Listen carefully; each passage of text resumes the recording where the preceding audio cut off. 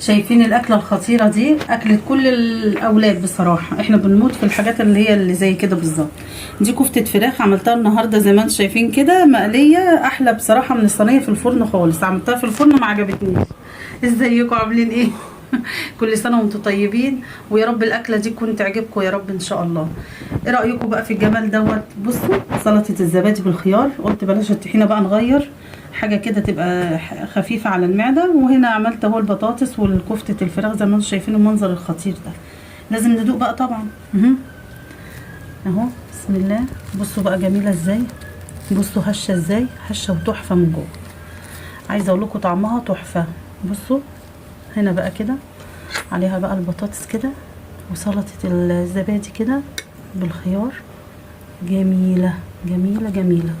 احلى سندوتش بصراحه. بصوا الجمال، تحفه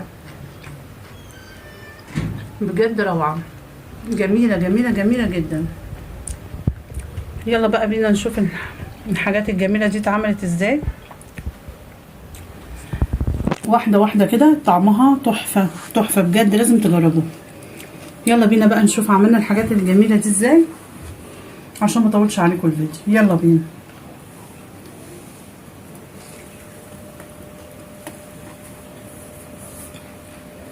وادي المقادير معانا اهو. صدرين الفراخ، وهنا جايبه بصله وبقدونس، وهنا قرن فلفل احمر كده صغير، وبضايه، ومعلقتين نشا، وبطاطسايه مسلوقه. وهنا التوابل بقى، ملح وفلفل وبهارات الفراخ والمكعب وبصل بودر وحبه ملح صغيره قوي عشان برضو ما تطلعش حادقه عشان المكعب.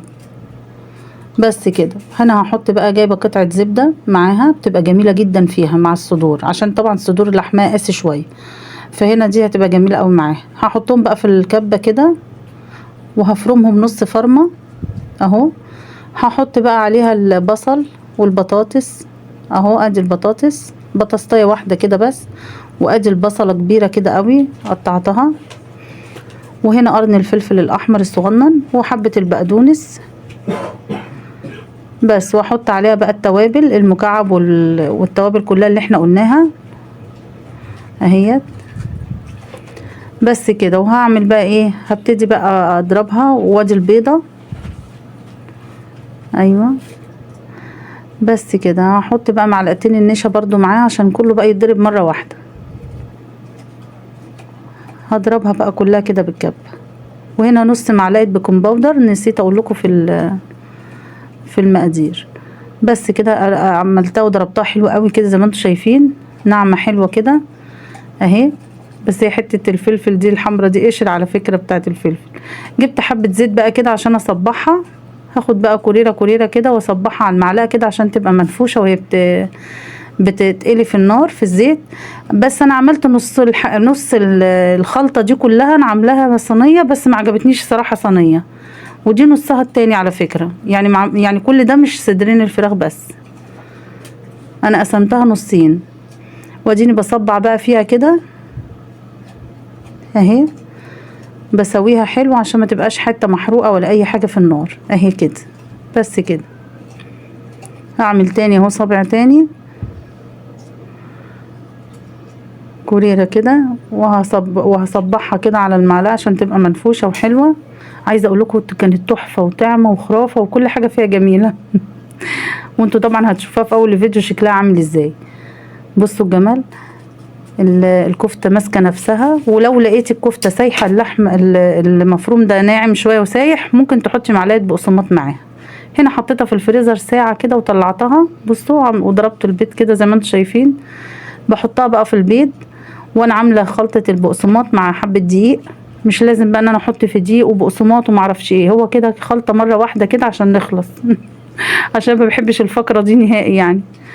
بصوا حطيتها بقى كده في البيض وبعد كده طلعتها. هنا دقيق وبقسماط مع بعض.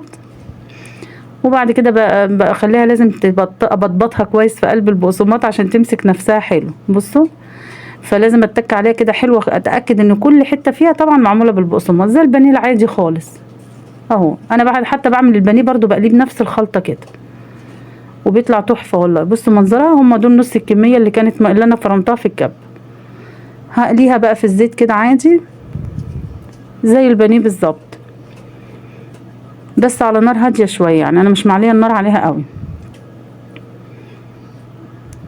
اهو كده.